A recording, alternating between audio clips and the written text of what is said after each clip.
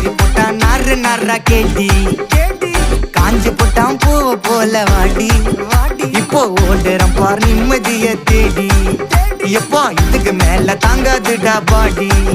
நீ தேஞ்சு போன விட்டு படம் சீடி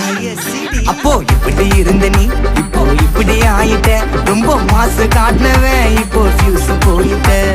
குடிய கெடுக்கொண்டா அத சொன்னாரு தாத்தா அந்த கருத்தை வேணாண்டா வாய மூடுறாங்க